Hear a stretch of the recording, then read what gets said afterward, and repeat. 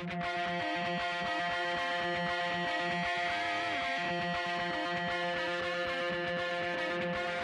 listening to the Roofing Success Podcast, a show created to inspire roofing contractors to achieve optimal success in their roofing businesses. I'm the host, Jim Aline, the co-author of the books Internet Marketing for Roofing Contractors and The Best Known Roofer. I'm also the co-founder of Roofer Marketers, the leading digital marketing agency for the roofing industry. On each episode, I sit down with industry leaders to talk about their processes, the lessons they've learned, and how to find success in roofing. Hey, welcome to another episode of the Roofing Success Podcast. Do me a favor, hit that like button, subscribe, leave us a review, comment, all of those types of things. If you want to take the conversation beyond just listening to the podcast or watching us here on YouTube or on our website, go to Facebook, type in Roofing Success, and join the Roofing Success Facebook group. I'm excited today. I've spent a lot of time with this guy lately, Ben Hodson from JobNimbus. We've been working on the JobNimbus Building Business Season 3. Ben, how are you today, man? Awesome. Glad to be here. And yes, building business was a lot of fun to put together. That's right, man. And we'll talk about that in a minute. Ben is the CEO of JobNimbus. If you don't know what JobNimbus is, it would be very surprising to me if you're a listener of this podcast and you don't know what JobNimbus is. So give a little bit of a background on yourself and JobNimbus, Ben. Yeah, so I'm the co-founder and current CEO of JobNimbus. We started back in 2013, really. And our whole thing was like, how can we make better software tools for contractors, specifically focused on project management and CRM and customer sales, that sort of thing, and make a really easy end-to-end process to run a great business. So our mission is to make contractors heroes, and that's what we think about every day. How can we make you look more heroic to your customer, to your family, to your community, and to your business? Cool. Now let's talk a little bit about the Building Business Season 3 that we've been working on. So I'll tell everyone, all the audience, so Building Business Season 3 is all about marketing, right? Yeah, that's one of the things, as I've talked to so many business owners, everybody always tells me, man, marketing is kind of like a black box. We don't even know. We're spending money on a billboard. We're doing this, we're doing that. And we're spending a lot of money. We're not sure what stuff's coming from where. We're not even sure if it's the right thing to do. And we said, man, let's put together a whole season on how to run a marketing part of your company really, really well and know all the ins and outs, like the secrets that nobody tells you. Yeah, and that's what we did. We've had a lot of great discussions around those topics. There will be multiple episodes of the season. Where can people find the show when they're ready to take a listen? Yeah, Building Business is on YouTube, so just go to YouTube and type in Building Business. You should find it right there, or you can go to the JobNimbus YouTube page, and it's all linked in there. All 3 seasons will be in there. Nice, and I think we're releasing it as a podcast also, so it should be on the podcast platforms also, right? Yeah, good point. Yeah, that's true. This year we decided to do it in a format where we could have videos and podcasts, and so yeah, you'll be able to access it either area. Nice. So everyone check that out. Check out those, if you're interested in learning more about marketing your roofing company, your contracting business. Lots of great episodes there. Season 3 starting, episode 1, I think, is launching the same day that we'll release this podcast is Monday, June 27th of 2022. So if you're listening to this podcast, go straight to the JobNimbus page and the business building on YouTube and take a listen there. I wanted to have you on though for other reasons. We've had so many conversations about marketing. Yeah. You guys work with a lot of contractors. Yep. And you get to know those contractors on a pretty intimate basis through the, helping them, get things set up with JobNimbus. And we were talking about some of the common issues that contractors face. And the first thing that came to mind for you was time management. Let's talk about that a little bit. Yeah. It's interesting. A lot of people would never, if you ask a business owner, they would almost never say, "Oh, my problem is time management." But I can spend 5 minutes with somebody and I'll know whether or not time management is one of their key problems. And the way you can kind of tell this is they'll say things like, "Just so slammed right now. Hopefully, we'll have more time to do X or Y in a few months." Or they'll talk about how they don't have any time to think about the strategy. They've got to stay focused on running the business. These are all things that tell you that they're not being strategic with their time, because this is the irony of it. It's obvious probably once I say this. Everybody in the world has the exact same amount of time. And there are successful people that manage their time to success, and the unsuccessful people talk about how they don't have enough time all the time. That's the big difference, I think.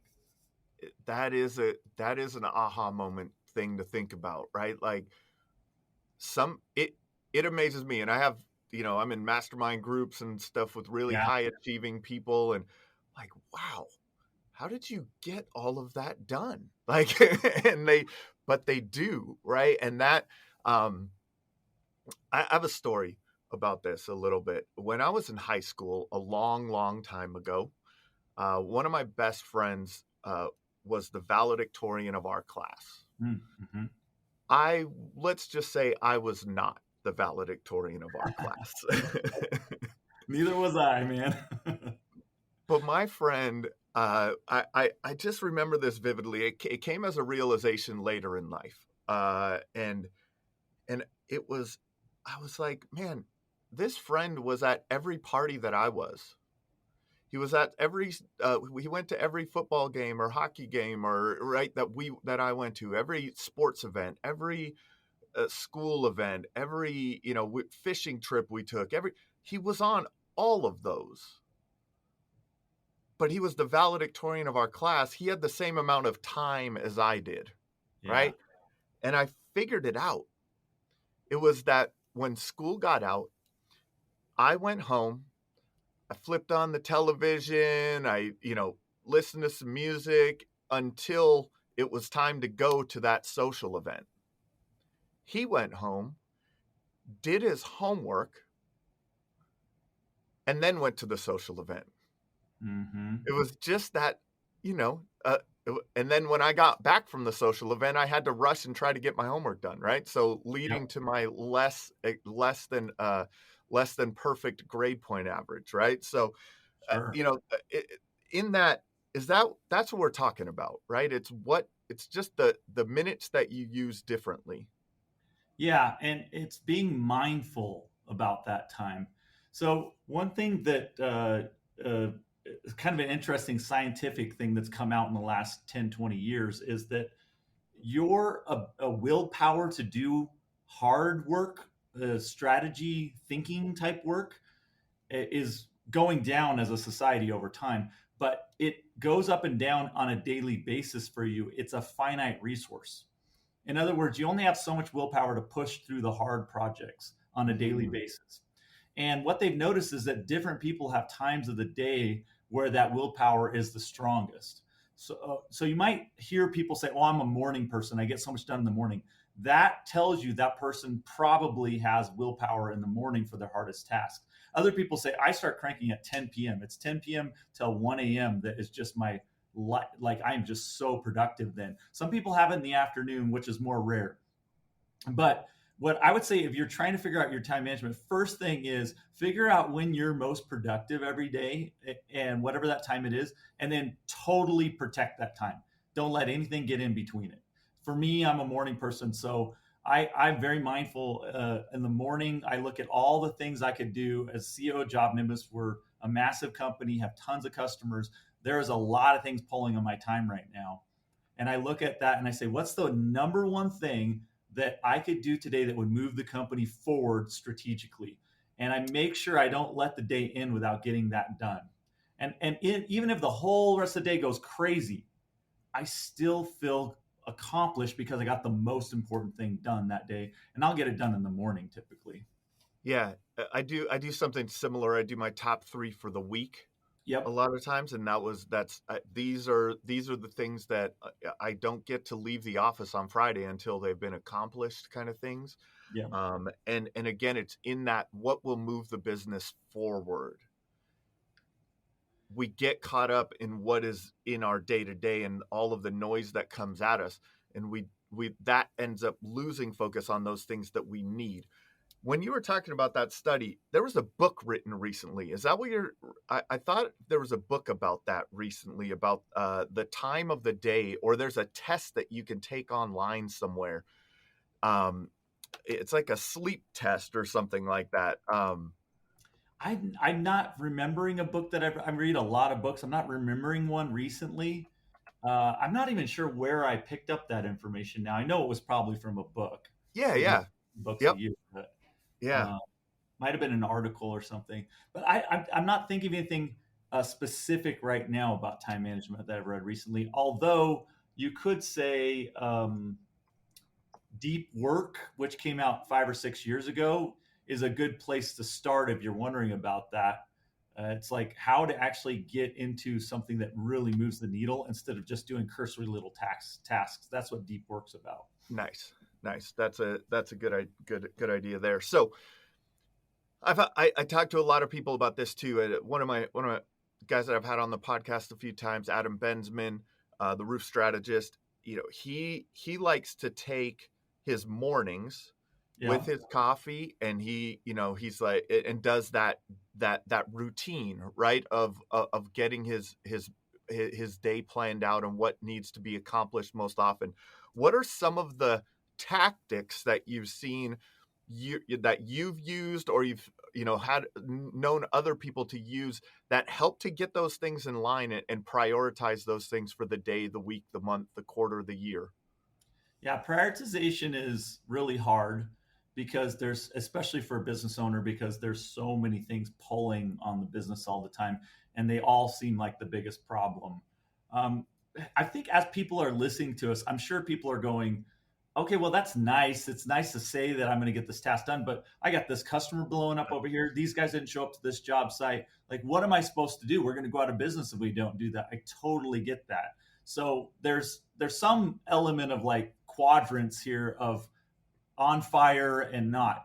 But what I would say to that is every single time something like that happens in the business where I get pulled away for something like that, a fire to put out, the first thing we do when we're done is we retrospect. We go, why did that happen? And then what process are we putting in place to make it not happen again or to be handled in a better way? And then we define the process. We actually write it down. We have a little wiki that we keep all our processes in, and we sort of solve the problem. And then guess what? Next time that doesn't come up, if it pops up again, then we didn't solve the problem well. But usually your time actually gets more and more manageable as you build more processes to handle the problems. And then you have more time suddenly, magically, because you stop fighting fires. That's that's an interesting thing. So reflecting on what caused the fire, Yep. developing a process for that, and so that you can get that time back and that doesn't happen again. And the other good point that I think you said there is, if it does happen again, you didn't properly solve it with that procedure, Right. right? Yeah. That's super interesting. Now that allows you to have that time to be able to you get more of your time back, I guess, is what you're saying. Yep. Try and get more of your time back. And A you might lot say, of well, I'm times. only a two-person shop. How can I do that? That's right. There's nobody to do that. Then you build automated processes. This is one of the reasons people come to JobNimbus, because they're That's right. like, oh, sweet, I can build this automation now that'll just automatically email the customer and send this to my production person or whatever. And I didn't have to do hardly anything. Well, okay, you've got to automate it somehow. And that's still a process either way. Yes. Yeah. So finding technology to automate the process. And then I guess we could kind of move into one of that kind of leads to one of the other real common issues that we hear all the time, and that's, hiring and retaining people. So Yeah. once there are points in your business where you're going to need a person, right? You may have been able to automate it, to this level, but in certain things, boy, you're going to need another person. And that's such a common issue that we hear. First, finding and retaining people. I mean, you guys have a large team. You've done a lot of hiring over the years. What kind of advice could you give in that regard? Let's talk first about hiring.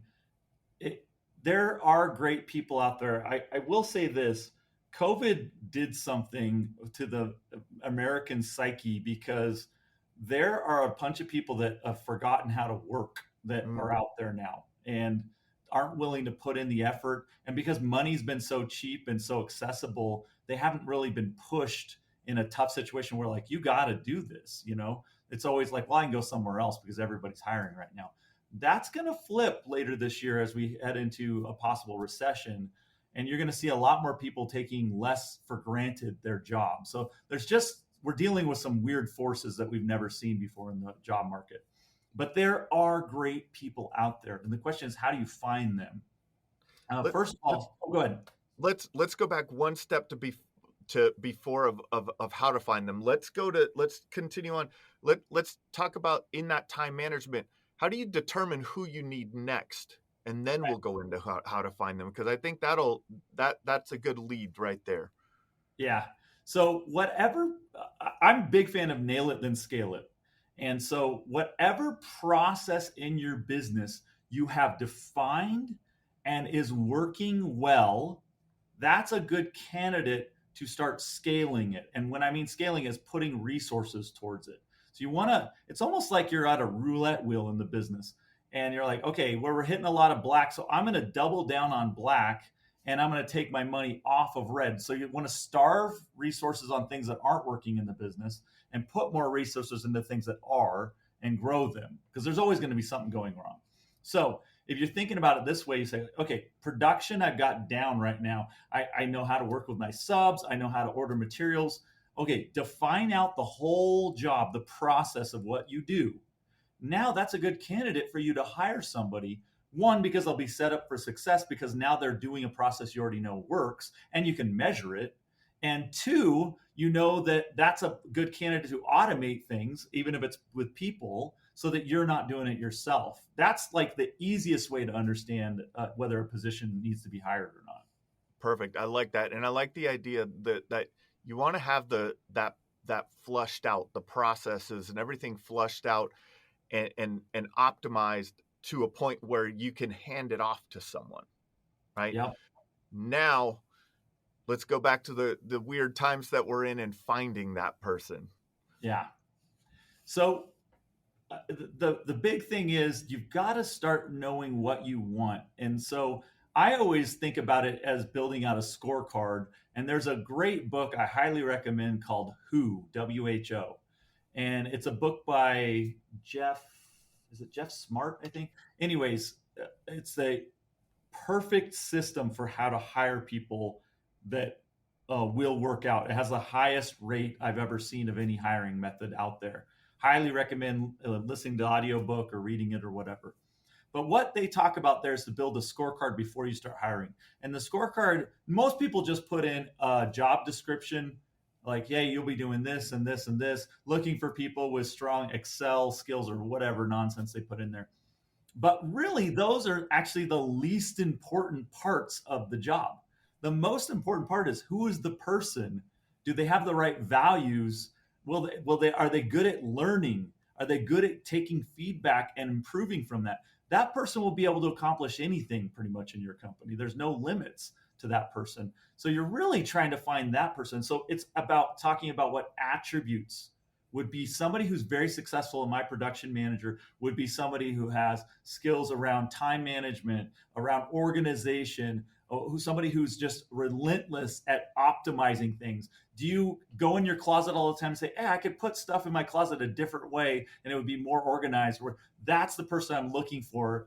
You're not saying like, oh, they have to have 20 years of construction experience. That actually is less important in the scheme of things. Yeah, that's interesting. I'm putting that on the reading list right now because that's a good one. But it is finding the person. We've used all kinds of different personality tests, Yep. testing things in our business. We've used DISC, Colby, and those are some of those tests will help you kind of determine what traits those people have.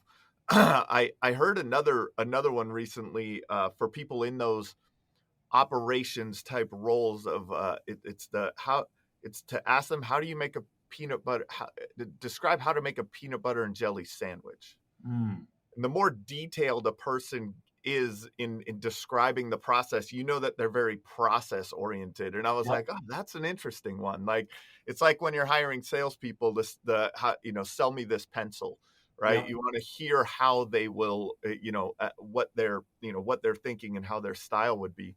Um, Yeah, that's a good point because your production manager, you'd want very detail oriented. It's all about the details.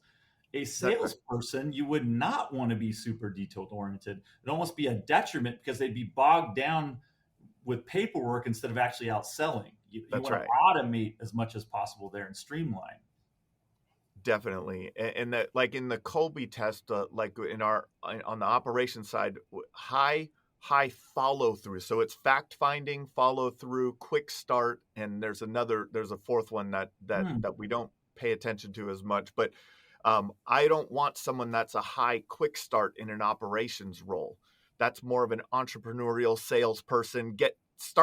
Let's start, but Yep. things never get finished. So you want the high fact finding, high follow through in those roles. For your people going door to door, you want them to quick start, man. You want them to just get out there and go knock, knock, knock, right? Like there's a different mentality for each of them.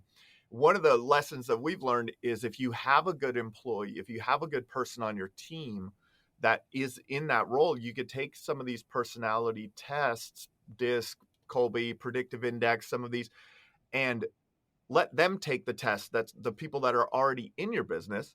And then you can kind of build a profile around that of to kind of, when you're going out and hiring again, something to compare against. Yep. The other part of the scorecard that is really important, maybe the most important part, is having expectations around key numbers or metrics that they're going to be on the hook for. So, like as a salesperson, you're going to own this commission quota, and on your first month, the expectation is you'll hit $2,200. On by month 3, you should be hitting here. By month 6, you should be here. And then when you have your one-on-one weekly with that employee, you go back to the numbers every single week. The first thing you guys do after you sort of like connect a little bit in the start of the meeting, you say, okay, let's look at the numbers. How are you tracking to what the expectation was? Why are you off? How can I help you with that? How can you get you back on track? It does wonders because not only do you know what you're expecting and whether or not this person's good or bad, because I would fire them if they're totally bombing and they don't have a solution. Yeah. But also, I'm going to try to help them win. But they also come in going, I know what I signed up for and I'm here to go. Instead of like, well, I didn't really know. They just said I got to do production. And it's like, no, you need to have this efficiency. You need to get this many jobs through. We have expectations for you.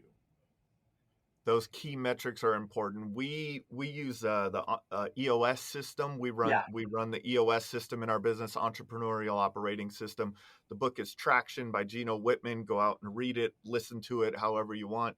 But that's a big part of that system, is developing those key metrics for each role in your business, because you need something to measure against. But you're measuring against those key metrics that they're hitting. Hey, how many appointments did you run if you're a sales rep? How many doors did you knock? How many leads did you run? How many appointments? What's your closing rate? What was your follow-up? How many follow-ups did you do on each of those people? There's a lot of key metrics that you can track in there.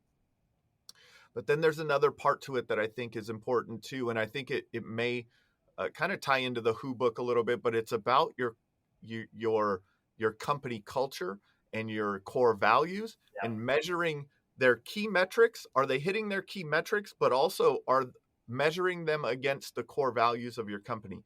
Because there's sometimes in retaining people, right, in that retention, if their core values are misaligned with what your core values are or the core values of the company are, even if they're hitting those metrics, they're not a fit.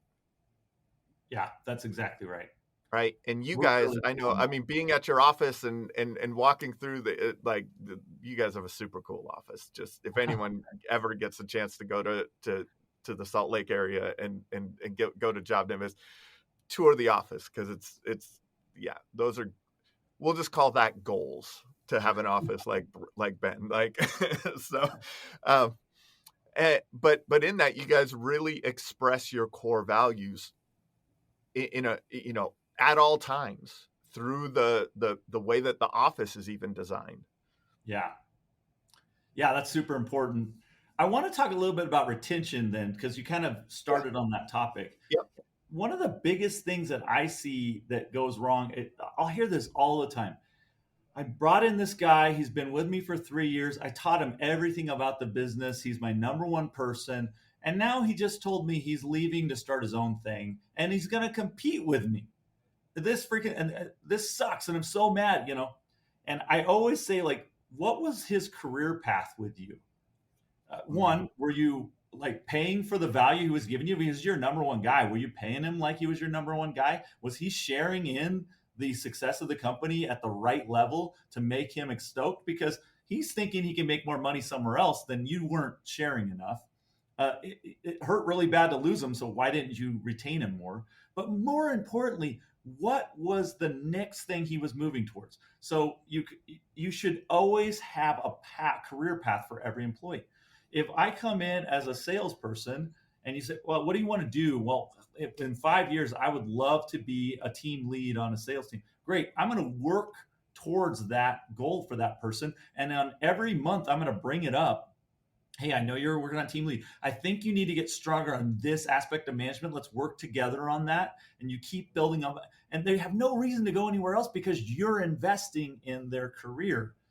And then you get them to the next one. And there should always be, even if you just have a salesperson that's at like, oh, it's just we don't have leads or whatever. We just have salespeople. We'll make levels in there. There's sales 1, sales 2, sales 3, sales 4, sales 5. Each one comes a little bump in base, a little bump in commission, more notoriety. And believe me, people will talk about this at the company. You got a 50-person company. People will be saying, I'm a sales 4. And yeah, you guys are only ones yet. And they'll act like mentors. They'll take more ownership. And there's no reason to go anywhere else.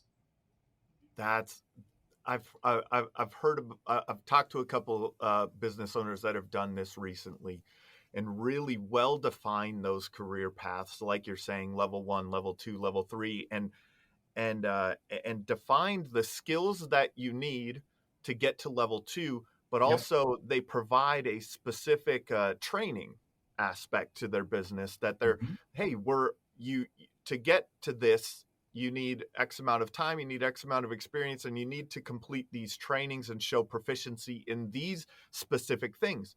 Now you get to move up. Yeah. Love Right. that.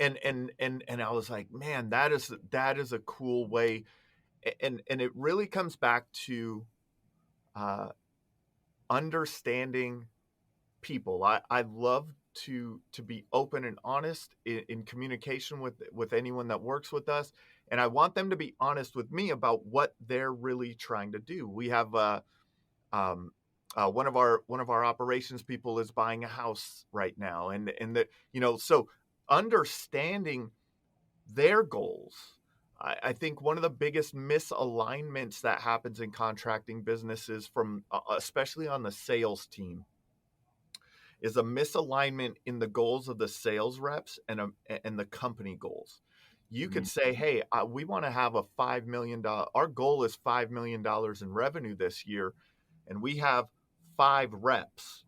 And so our goal for those reps is $1 million. And we expect their income to be, just to make my math easy, $100,000 from that, that hitting that goal. But in talking to that rep, what if they only need $75,000 and once they hit 75, everything is great for them, Yeah. right? And if you don't understand that, there's another rep there that they're not going to be happy at that 100,000, right? So even if you put an expectation of $100,000 revenue goal for them or income goal for them, if you don't know that their actual income goal is 180, there's a misalignment. So having those conversations, I think, and that's kind of to your point of, hey, where do you want to be 3 years, 5 years, and how can we help you get there and be the place that provides you that opportunity. Yeah. Right. I think that's a lot of good information there. One of the other big things we were talking about that, and I've had a couple of podcast episodes about this recently where contractors that I've interviewed have brought this up. Some of the most successful contractors that I've talked to on the show have expressed one of the biggest things that they've done in their business is optimize their communications channel within their team and with their customers. Yeah. And on the other side of that, contractors who have challenges with that communication struggle, right? Yeah. And so, I mean, I know like your, JobNimbus solves a lot of this, but beyond that, sometimes you have to have a process in place of when people are picking up the phone and doing some of that. What do you see the biggest challenges are, and some of the biggest, how to overcome some of those challenges with the communications inside of your team? And then we could talk about with the customers. I've talked to so many business owners, and I'm always shocked. I don't think a lot have realized that communication is one of their top 3 problems. Yeah. They know it as other things. They say, my guys aren't doing what I told them to do, or this whole thing's falling apart over here, or the insurance companies are the worst to deal with, and admittedly they're bad. But you're only as good as how you communicate in contracting. It's honestly a logistical nightmare to do even a simple construction project. If you think about the number of stakeholders, just your company alone, there's multiple people that have to be in the know on a lot of different aspects when they're not actually at the job site in order to run the job. Then you got the homeowner or the property owner. Then you've got, if you're dealing with insurance, you've got an adjuster, you've got insurance company that you've got to deal with, sometimes a mortgage company. And then you got all your subs as well, because most people are running subs. You may have several other things you've got to deal with, the city or the county or the state or all 3 about permitting. And so start adding this up, you're like, holy cow, this is one of the hardest jobs in the world in terms of communication. It is so hard. And then you have like a lot of the companies are super small, and there's just no way to do it because they don't even understand that's the actual problem. One thing that'll make a lot of people think about communication is just, we ran a survey, pretty involved survey of homeowners and property owners. And when they gave a 5-star review and when they gave a 1-star review around communication and why. And in every case, communication was the number 1 reason that people gave a low star review, every single case. And when we thought that's maybe obvious. What's more interesting is the follow-up question. The follow-up question is, if you had been communicated to, but we still missed on the deadlines, and we still had sourcing problems for the materials, and the costs were even different, what would you do? I give them a 5-star, because all I wanted to know, I understand that things go wrong. I just want to know what was going on. It's like, oh my gosh, talk about a missed opportunity if we don't solve communication in this industry. Seriously. And I've even seen it because, we do a lot of work on companies, Google My Business listings, Google business profiles now, and their reviews. And so I'm always looking at the reviews online. Facebook also, people leaving comments on like a company running ads on Facebook, and there'll be comments. I've been trying to contact you and you haven't communicated back. Like, don't use this company. They don't communicate. Like, I asked for, you were supposed to send me an estimate. We listen to every phone call that comes into our clients' businesses also. And we hear that sometimes, like, Hey, this is Bill from 123 Fake Street. You guys were out here a week and a half ago, and you said you were going to get me an estimate. I was just wanting to check on that, right? Like Gosh. so many of those opportunities. An idea came to mind when you were saying that. Is it kind of relates to what we were talking about in time management, or what you brought up in time management, of when there's a fire, create a process to eliminate that fire, right? A lot of these communication issues are what cause those fires. So Yep. it kind of goes into that a little bit, into that same process. One of another guest that I've had on the podcast, Nick Brannon from Hero Roofing, Mm. he took time. They took time.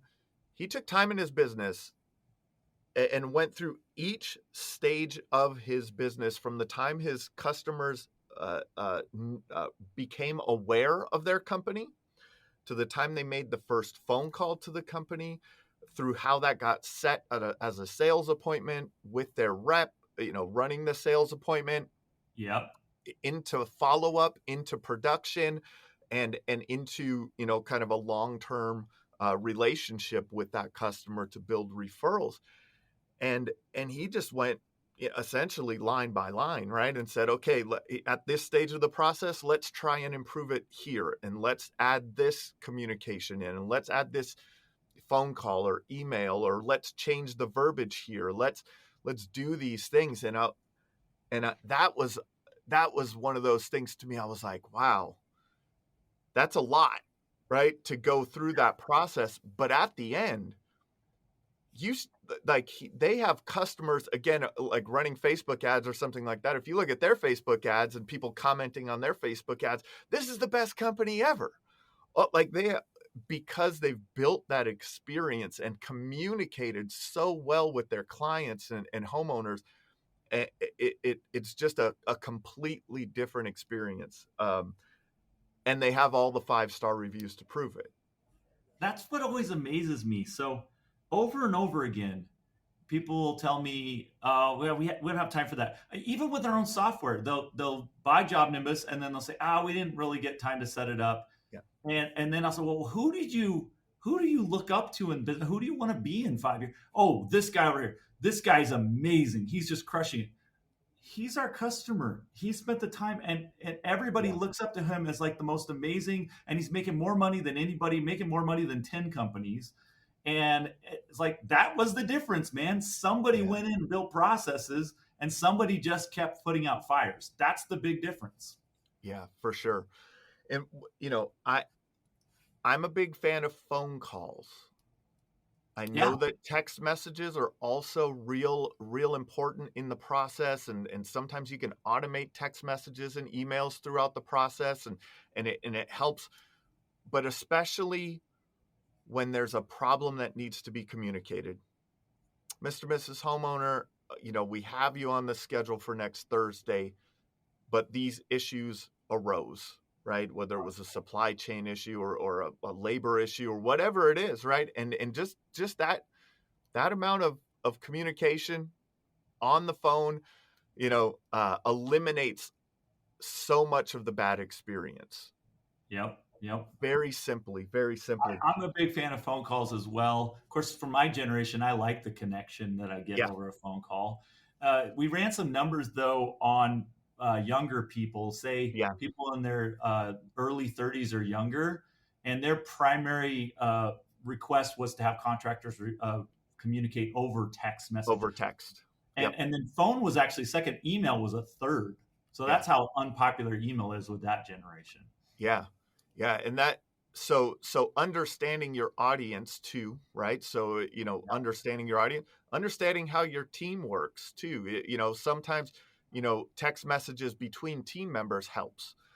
Notes in the properly structuring the notes in your system so that the same amount of information gets communicated every time, and those details aren't missed. A lot of that can solve a lot of problems also, I think. Yeah, interesting thing about the 60 plus people years old, they want phone call number 1 and email number 2, and text is actually a distant third. So we're definitely seeing a demographic shift. That within 20 years, everybody will be text for everything. But right now, we've still got that older generation that wants that higher touch. So if you're, Yeah. depending on what you're selling, if you're doing residential, you're going to have a little bit of all of them, frankly, to be Yeah, successful. definitely. And a good mix, so that people get communicated the way that they want. Sometimes you may want to just ask up front, what's the, Yeah, that's great. what's your favorite way to be communicated with? Do you like phone calls, text messages, emails, Facebook Messenger, Instagram DMs, whatever you want, we'll communicate with you the way that you want to be communicated with. Yeah, that's a Um, great suggestion. what other things can they do in their or processes or some of the things? What are some of the things that you've seen from successful companies that you're like, ooh, that was a good process that you put in place for that communication? Anything like that? Well, what you said was really smart because you just said, hey, whenever we do something, Yeah. we should ask, should we communicate it and who to who? So I actually recommend, and again, this is everybody that's listening is going to go, well, we don't have time to do this. Oh, here we go, back to the time management. But just do a Saturday or something, a Sunday morning, whatever, and spend 2 hours on a whiteboard with your key people and go in and define out your whole process, like end to end. How do you sell a job? How do you complete the job? How do you collect money on the job? Then in each one of those, make a circle around a place where you think that the customer would want to know about what's happening there. It's just start with the customer journey because they're the most important. They're going to give you the review. Like if the insurance company is not happy with your communication, you're going to make a little less money, but that's okay. You do not want the property owner to be upset, right? And you run those circles, and then you say, well, how many of those things do we have automated right now? And it doesn't even have to be that you have, I mean, you could use JobNimbus or something to automate those things. But even if you don't have a software solution, just, okay, Bob, you're designated now. You're going to make a call on Monday morning to all these people about this thing or whatever day it is, right? And that's now your new job. It's to find out. And I'm going to hold you to that next week when we get on the one. I'm going to ask you about those calls, and I want to see a log of them in an Excel spreadsheet or something of what you got done. Now, this is much easier if you have a CRM or whatever, but you can still totally do it manually with Excel and tools like that. For sure. The other thing, and what it made me think of when you said that, sit down on a Saturday. This does, I think a lot of times we overwhelm ourselves with the big project when we could just do little things. Yeah, good point. Chip away. You chip away at it. You could start from the front of the process or start from the end of the process and say, hey, on production day, how are we communicating, and is that done well? All right, what about a week before, 2 weeks before? And if you did this, if you took, the 15 minutes or an hour, once a week or once a month, by the end of the year, your business looks a lot different. It's incredible. And then you come across as the most professional. Everybody wants to work with you. You can now start charging more money, and you don't have to race to the bottom on price because people will perceive, well, this contractor is more pro, so I would expect them to be a little higher. But look, you get what you pay for. Mm-hmm. And there's going to be 20% of people out there that are just looking for the lowest price. You don't want those customers. Forget them. Let somebody else race to the bottom on those guys. Get the other 80% that actually pay for value and service in addition to the cost. Definitely. And that's where you set yourself apart. Those are some of the things that imply value, right? So having a professional appearance, of course, but a professional sales presentation, professional communication, a professionally answered phone. Right. Yes. All of these things will perceive value to the customer. And the more of those pieces that you can put together, the higher that perceived value, the more your value will exceed your price, and you'll be able to sell more on that. That's a really important point, because on sales, what you're trying to do is sort of vision out to the customer what it's going to be like to actually be working with you. It's almost like dating. And you're like trying to show what it's going to be like to be with you all the time, putting your best foot forward so that if when you get married, they're going, oh, it's going to be great because I already know how to communicate with this person, blah, blah, blah. And if you have a lot of problems in dating and you're arguing all the time, that's showing you what it's going to be like to live together long term as married. Same with customers, same with sales. Like, so you're trying to go overboard, because then the customer, without even knowing it, they say in their mind, they say, man, if this person's so communicative right now while we're doing the project, think of how good they're going to be when we buy from them. This, and they'll emotionally go to you, even if the price is different. As long as you're not so far out of whack, they'll pick you every time. That's right. I like to talk about, there's a few large companies in the United States that, like, especially on the roofing side, like there's companies out there charging $1,200 a square. And Yeah. And then I talk to contractors that are like, well, man, I don't, there's no way I could get above 400. Not a chance. There's no one that will pay that. But Yeah. it's there. It is happening. And so understand that the value is out there in a lot of these companies, and they're able to sell their value at that type of a price point. In selling that type of a price point, that helps build a sustainable business for the future, right? To have the marketing, to have the resources to invest in the right people, to have the resources to invest in any of the tools and automated things that you need to invest in your brand and the professionalism there. That kind of goes into one of the other issues that contractors face, and that sometimes is cash flow. Yeah. It's somewhat the number one problem of any contracting business. There's two things that are hard about contracting in general, especially residential. Commercial, you can get a little bit more of a customer that you actually work with a lot over time. Yep. But in residential, you are dealing with new people all the time. You must bring in more deals. So it's sort of like, what have you done for me lately type business, because you're only as good as your next deal.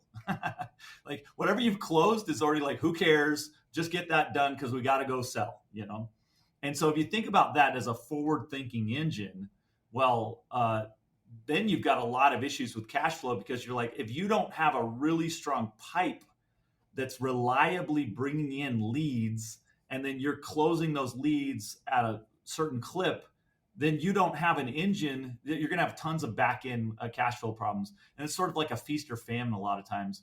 It's amazing. It's a lot of the smaller companies that I talk to, how many times they'll say, yeah, we were so excited. We built up, we hired a bunch of people, but we just really haven't got the business that we wanted. And so we're having to shut down. It's like, oh, it's tragic. But also they probably focused on the wrong thing. They probably focused on getting some deals done as opposed to building a good sales and marketing engine. Yeah. And knowing how to manage that cash flow is extremely important. I've had a couple of conversations on the podcast of residential contractors going towards commercial projects, right? And that's where I've seen many get really lost in the cash flow issues, because of the size and scope of the projects and the time between getting paid. Another thing that, in building a process for collections, right? A lot of companies don't have a process for collections. It amazes me how many contractors I talk to who have absolutely no idea the details of how the mechanic lien laws work in their local area. Yeah, wild, right? I've met this a lot too. It's crazy to me.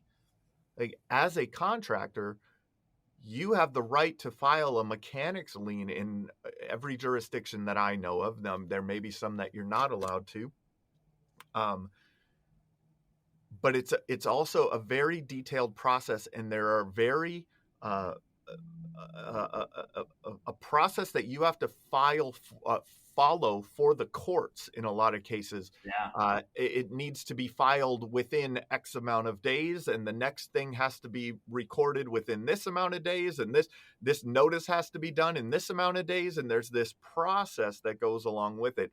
And not that you ever want to get to a position where you have to lien your the property owner's house, but that is the solution. There's a lot of businesses out there that don't have that power Right. JobNimbus can't go and lien your home for not paying for your JobNimbus subscription, right? Yep, that's exactly right. And it's a lien on a property there that that's as stable like on a mortgage, right? That's what mortgages are. It's the same thing. It's a lien on a property. So they won't be able to sell their house without paying that off. They won't be able to refinance their house without paying that off. There's a lot of teeth in that. You never Yeah. want to get to that process, but I also believe that you have to know that in detail in the jurisdictions that you're working in and work it backwards into your process. And sometimes you may have to file those. And sometimes you may have to have those hard conversations with the homeowner. Hey, I know you're trying right now, and I do believe that you're working on paying me, but I have to do this or else I will not be able to file this because I have to file it in this order, right? And so that's another part of it. But beyond that, let's go back to, what are some tips or things that you've seen in successful contractors that they're doing that they don't have to get to that point? They're managing their cash flow well. So let's say you have a decent engine of leads coming in. And most customers I talk to right now for the last year have said, leads are not the problem anymore. I am overwhelmed, right? That's just the nature of construction right now, partially because money became so cheap and so unconstrained that everybody had extra cash to go and do construction projects. That won't always be the case. We're heading into a period of much more constrained money, and so we'll see that dry up a little bit. So I am worried about the future for marketing and sales in this industry because a lot of people aren't set up to handle the downtime.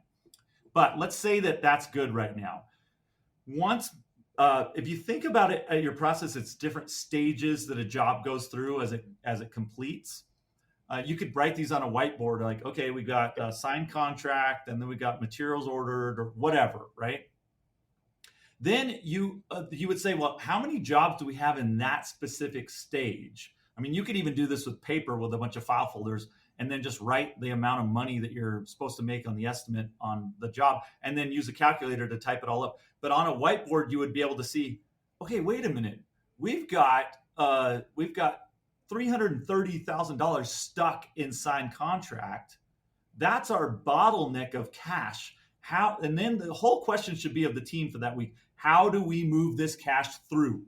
Because it's like a snake swallowing, a giant egg or whatever. It's got to move through, and you need to get that egg to crack it and get the yolk inside at the end. So, of course, we have features in JobNimbus that do just that, tell you where your money's stuck at and how to move it forward. But this, you can do it all with paper or a whiteboard or something. But that's the first place I'd start, is to understand where your cash keeps getting stuck and then figure out how to lubricate that to get it moving much faster. Yeah, that's awesome. Ben, I think we covered a lot today. We've covered a lot.